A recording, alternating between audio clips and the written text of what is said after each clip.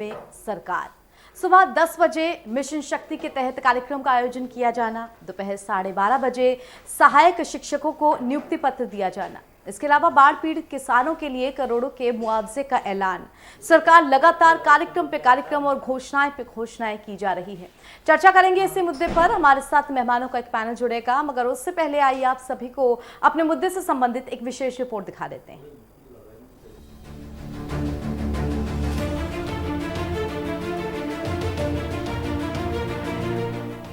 पड़ोसी राज्य बिहार में चुनावी शोर है और उत्तर प्रदेश में उपचुनाव का जोर है। ऐसे में प्रदेश सरकार भी चुनावी गियर में आ चुकी है। एक के बाद एक घोषणाएं पर घोषणाएं, कार्यक्रम पर कार्यक्रम। सुबह 10 बजे मिशन शक्ति कार्यक्रम के अंतर्गत प्रदेश के समस्त 1535 थानों पर महिला हेल्प डेस्क का शुभारंभ, तो दोपहर 12:30 बजे 3317 सहायक अध्यापक पद के लिए नियुक्ति पत्र वितरण समारोह। इसके अलावा 3.48 लाख बाढ़ पीड़ित किसानों के लिए 113 करोड़ के मुआवजे की घोषणा। साथ ही राज्य कर्मियों के दिवाली बोनस का भी जल्द ऐलान हो सकता है। कुल मिलाकर सरकार अब अपनी जनता को जरा सा भी नाराज करने के मूड में नहीं है, क्योंकि यूपी विधानसभा चुनाव में अब लगभग 1 साल का वक्त बचा है। पिछले 5 साल का सारा लेखा जोखा जनता पूछेगी। साथ ही उपचुनाव में जनता जनार्दन का पलड़ा कहीं विपक्ष की तरह न झुक जाए, इस बात का भी ध्यान रखना है। तो बस घोषणाएं और कार्यक्रमों का ही सहारा है।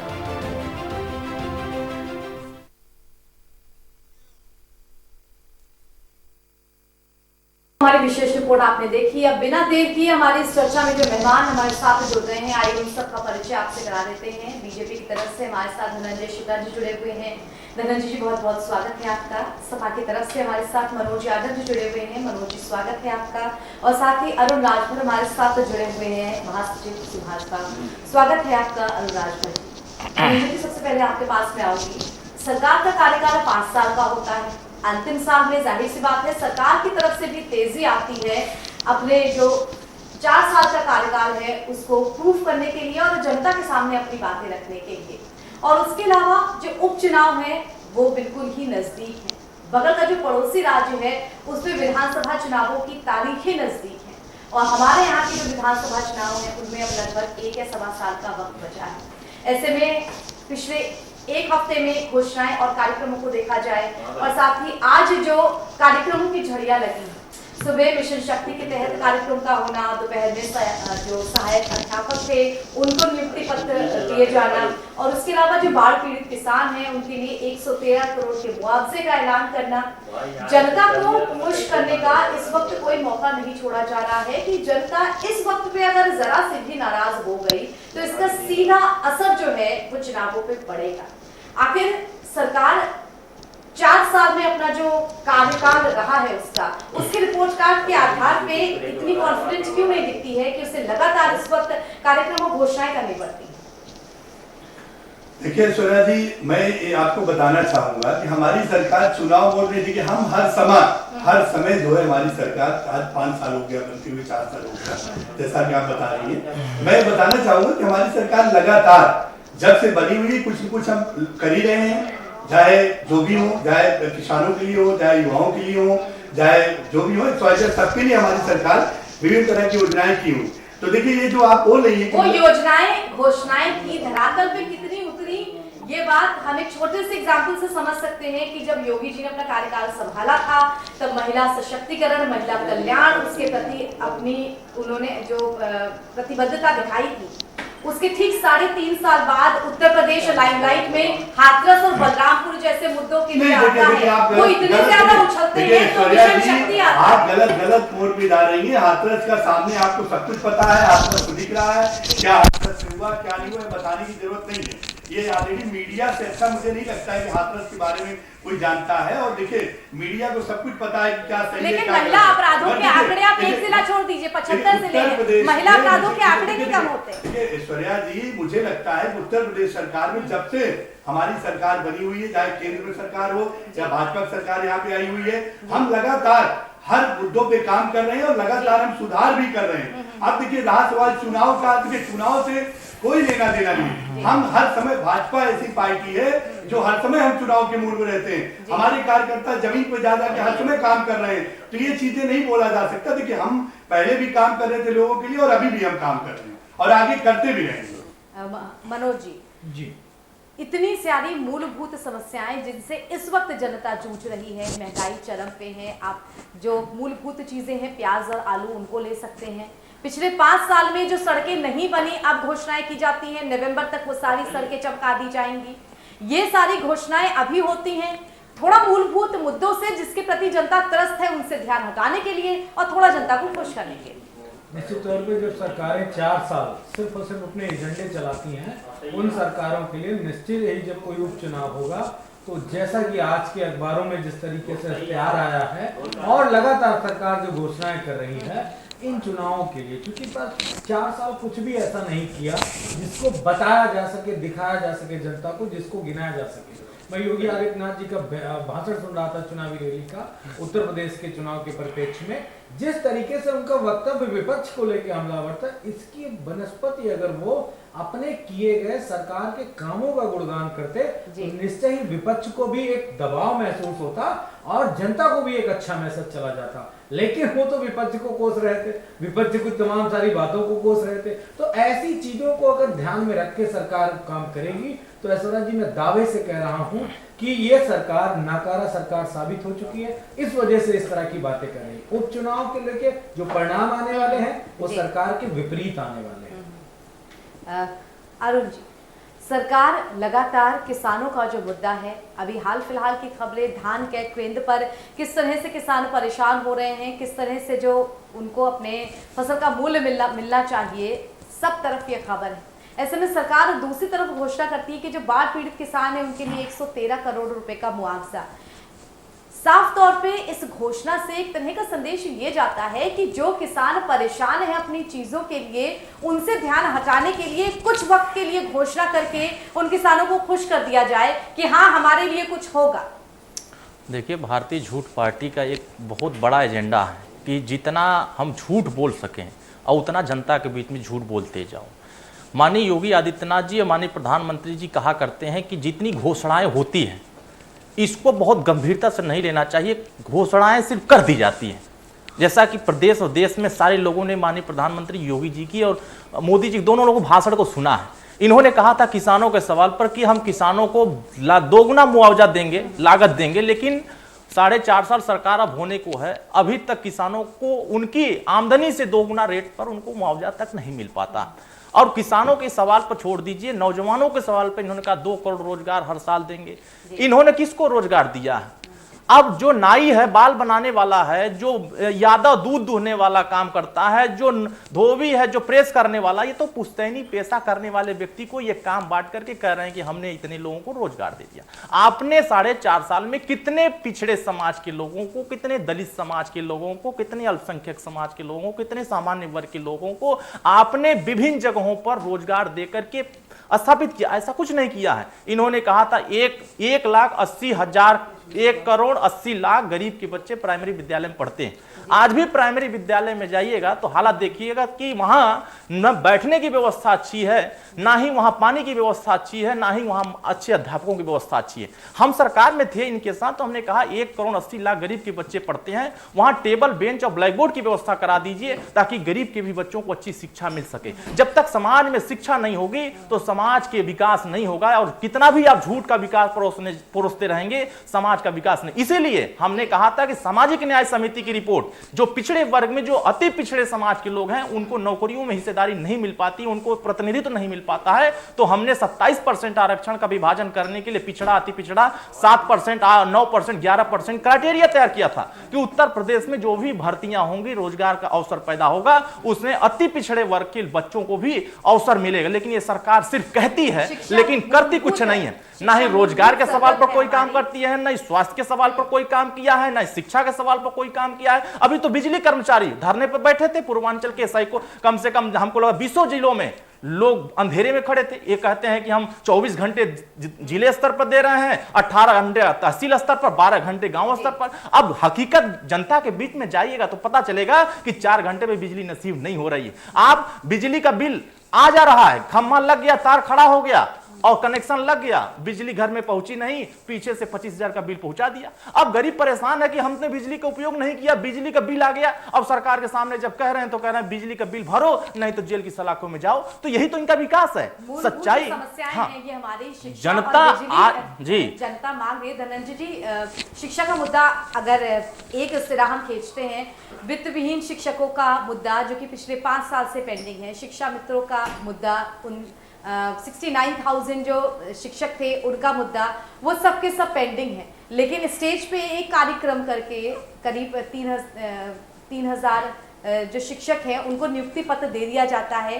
सरकार अपनी वाहवाही ले जाती है। लेकिन वो वित्त विहीन शिक्षक जो करीब 85% से ज्यादा बच्चों को पढ़ाते हैं, उनके मुद्दे पेंडिंग रहते हैं, उनको नहीं उठाती है। एक तरह का कवर अप, एक तरह का चुनावी मोड, जनता के बीच में रहना और ये दिखाते रहना लगातार हम काम कर रहे हैं। देखिए ऐश्वर्या जी, मैं बताना चाहूंगा कि अपने जो भी राजभर जी जो हमारे बता रहे हैं, देखिए मुझे लगता है कि जमीन पर नहीं गए हैं। देखिए आज की डेट में जो भी स्कूलें, जो भी प्राइमरी स्कूलें थे जो बता रहे हैं कि जहाँ पे शिक्षक नहीं है, मुझे लगता है कि जो स्कूलें बेकार थे आज उनको मॉडर्न हमने बना दिया।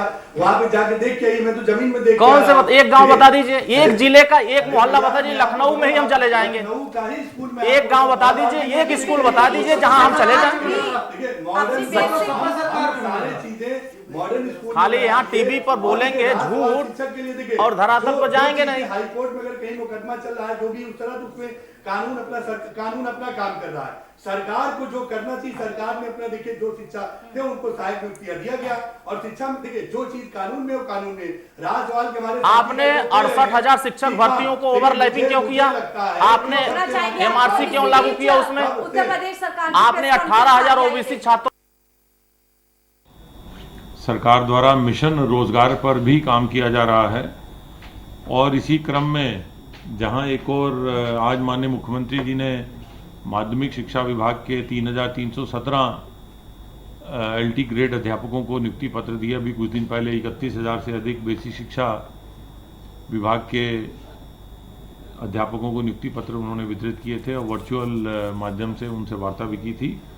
आज उसी मिशन रोजगार को आगे बढ़ाते हुए माध्यमिक शिक्षा विभाग के शिक्षकों को भी आज नियुक्ति पत्र दिए गए और ये प्रक्रिया आगे चलती रहेगी। सभी विभागों को, सभी आयोगों को निर्देशित किया गया है कि वह जो उनके यहाँ रिक्तियाँ हैं उनको तत्काल भरने की व्यवस्था करें। और इस क्रम में सभी आयोगों को भी निर्देशित किया गया है कि वो भर्ती प्रक्रियाएं थोड़ा तेज करें। निजी क्षेत्र के माध्यम से और उद्योग में निवेश के माध्यम से भी रोजगार के और अधिक अवसर पैदा करने का प्रयास किया जा रहा है। उसी क्रम में आत्मनिर्भर पैकेज में 4,35,000 जो विद्यमान इकाइयाँ हैं उन्हें 10,744 करोड़ रुपए के ऋण वितरण हो चुके हैं। नई MSME इकाइयों के माध्यम से औद्योगिक क्षेत्र में रोजगार पैदा करने के अवसर बनाने के लिए 5,76,000 नई MSME इकाइयों को 15,484 करोड़ रुपए का ऋण वितरण हुआ है आज तक। और ये प्रक्रिया निरंतर जारी है। बैंकों से निरंतर संपर्क करके प्रयास किया जा रहा है कि प्रदेश में और नई तेजी से औद्योगिक इकाइयां स्थापित हों और उनके माध्यम से अधिक रोजगार के अवसर पैदा हों। नई MSME इकाइयों की स्थापना मात्र से ही लगभग 20 से 22 लाख नए रोजगार उत्पन्न हुए हैं। और इसके अतिरिक्त जो प्रदेश में पूर्व से इकाइयाँ, औद्योगिक इकाइयाँ चल रही हैं उसमें लगभग 52 लाख श्रमिक जो हैं उनको रोजगार मिला हुआ है। ये तो जो प्रत्यक्ष रोजगार है, इसके अतिरिक्त अप्रत्यक्ष भी बहुत रोजगार के अवसर पैदा किए गए हैं। किसानों के लिए प्रदेश सरकार का संकल्प है। माननीय मुख्यमंत्री जी ने निर्देश दिए हैं कि किसानों से धान खरीदा जाए। ये जिलाधिकारियों की जिम्मेदारी दी गई है कि वो ये सुनिश्चित कराएं कि उनके जनपद में क्रय केंद्र सही काम कर रहे हैं, किसानों को न्यूनतम समर्थन मूल्य प्राप्त हो रहा है तथा कहीं पर भी यदि धान क्रय प्रभारियों द्वारा या सरकारी कर्मचारियों द्वारा किसी प्रकार की कोताही बरती जा रही है या गड़बड़ियां की जा रही हैं वहां पर कार्रवाई करें। इसी के क्रम में लगभग 10 धान क्रय केंद्र प्रभारियों के विरुद्ध मुकदमा भी दर्ज कराया गया है। 2 वरिष्ठ पीसीएस अधिकारी जो कि रीजनल फूड कंट्रोलर जिनके जिम्मे ये धान क्रय का कार्य रहता है, उन्हें निलंबित किया जा चुका है। सरकार कृत संकल्प है कि किसानों का धान जितनी भी अधिक संख्या में आए खरीदा जाए और उन्हें न्यूनतम समर्थन मूल्य उपलब्ध कराया जाए। किसानों से अनुरोध है कि वह निकटतम क्रय केंद्र से संपर्क करें, बिचौलियों के चक्कर में ना आए और वो सरकारी धान क्रय केंद्र जो कि लगभग पिछले साल से 1000 अधिक बनाए गए हैं, पिछले साल 3000 थे, इस वर्ष 4000 धान क्रय केंद्र बनाए गए हैं, इसीलिए कि किसानों को से धान क्रय की प्रक्रिया को आसान किया जाए।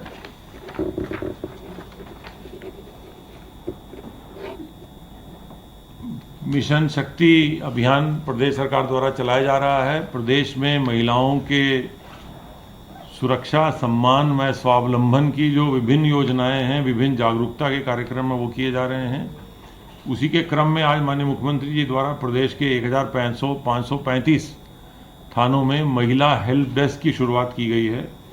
इस क्रम में उनके द्वारा महिला जनप्रतिनिधियों, स्वयंसेवी संगठनों और समाजसेवी महिलाओं से वर्चुअल कॉन्फ्रेंस के माध्यम से वार्ता भी की गई और उन्हें प्रोत्साहित किया गया कि वह महिलाओं के अधिकारों के प्रति उनको भी जागरूक करें तथा सरकारी व्यवस्था में जहाँ जहाँ पर महिलाओं के साथ उनके इंटरेक्शन होता है, उनसे उनके संबंधित योजनाएं हैं, कार्यक्रम हैं, उनको महिलाओं और बालिकाओं तक अवश्य पहुंचाएं, उनकी जानकारियां पहुंचाएं, सरकारी विभागों को भी और जागरूक करें। ये क्रम चलता रहेगा। प्रतिदिन विभिन्न कार्यक्रम पूरे प्रदेश में मिशन शक्ति अभियान के अंतर्गत चलाए जा रहे हैं। कोरोना के संबंध में एक जानकारी और देनी थी कि कल जो है प्रदेश में 1,52,994 टेस्ट कराए गए थे। इस प्रकार अब तक प्रदेश में 1,37,56,000 टेस्ट कोरोना के अभी कराए जा चुके हैं। सरकार कोरोना के टेस्ट की गति धीमी नहीं होने दे रही है। मामले कोरोना के कम आ रहे हैं, लेकिन टेस्टिंग की प्रक्रिया तेजी से जारी रहेगी और ये कोशिश की जाएगी कि अधिक से अधिक जनसंख्या को टेस्ट किया जाए ताकि कहीं भी किसी प्रकार का संक्रमण न फैलने पाए। धन्यवाद। नीतीश लालू गठबंधन को उठाकर देखेंगे 53 सीटें तो अब उस मुख्य गठबंधन सचिव के रवि खिलाफ सहगल जी की प्रेस बीजेपी ने कॉन्फ्रेंस सुन एकदम रहे थे फाइट आप। किया था। दर्शकों, छोटे से हारने ब्रेक के वाली लिए हम स्थिति रुक जो रहे थी, हैं। वो ब्रेक के उस 5,600 बाद भी की हमारी थी। ये चर्चा जारी रहेगी। छोटा सा ब्रेक, जल्द लौटते हैं।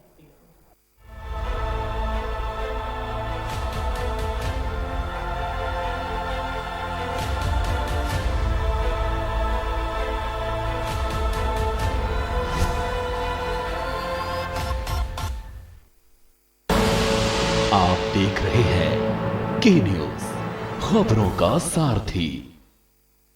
खुदी को आजमाया है तो ये अंदाज आया है, खुदी को आजमाया है तो ये अंदाज आया है। तुम में भी मैं हूं, शुद्ध प्लस पान मसाला। GGS Education Group launches 20% discount on academic fee of courses MBA, BBA, BCA, BFSI and GM, D Pharma, B Pharma. Offers best infrastructure, best transport facility, best academic service and best placement service. Register today to avail 20% discount. Call 9971 496 497 or visit the campus Kanpur Lucknow Highway near Unnao. GGS Education Group. आप देख रहे हैं के news, खबरों का सारथी।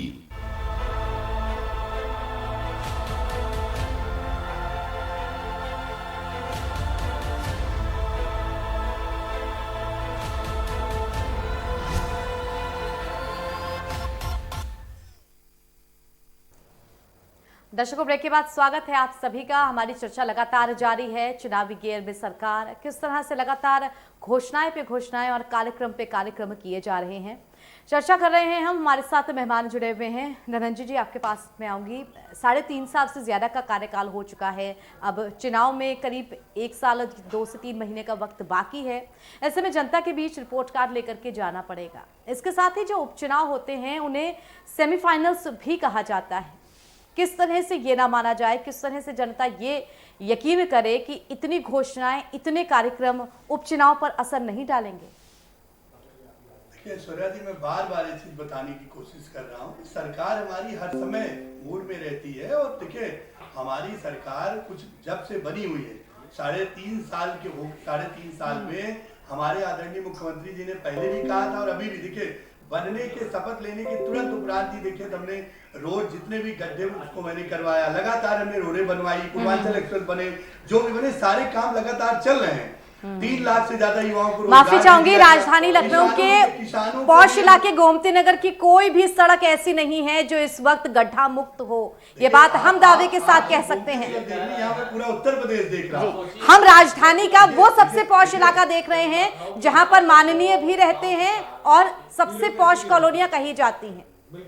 हर राज्य अपनी राजधानी को सजा करके रखता है। देखिए कितना ये झूठ बोलते हैं, कितना निराश झूठ बोल रहे हैं यहाँ बैठ करके। जब लखनऊ के गोमती नहीं, देखिए राजभर जी, मुझे लगता है कि देखिए झूठ, देखिए झूठ कौन क्या बोल रहा है, ये तो देखिए वो बात की बात है। देखिए मुझे कोई पैचवर्क नहीं होता। चुनाव खत्म हो जाएगा, फिर गड्ढे को खोद दिया जाएगा। ये हकीकत है, आप मानो चाहे मत मानो। राजभर जी, मुझे लगता है कि आप जो ये चीज बोल रहे हैं, ये देखिए ये भाजपा की सरकार जो है, जब जहाँ बनती वहाँ विकास के ही बारे में हम बात करते हैं। बाकी आपको विकास के बारे में बात करना और विकास का धरातल पे उतरना, ये दो अलग अलग बातें हैं जी।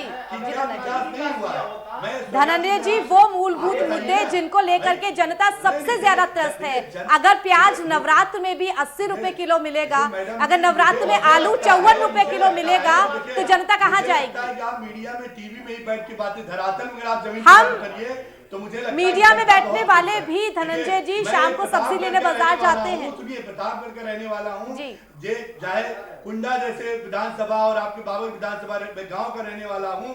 मुझे पता है कि धरातल में उतर के आइए तो पता है कि वहाँ आदमी किसान खुश है, सारी चीजें खुश है। प्रतापगढ़ में हम सवाल करते हैं, प्रतापगढ़ से आते हो उत्तर प्रदेश में, अगर इतना ही विकास हुआ, इतना हत्या क्यों हुआ प्रतापगढ़ में?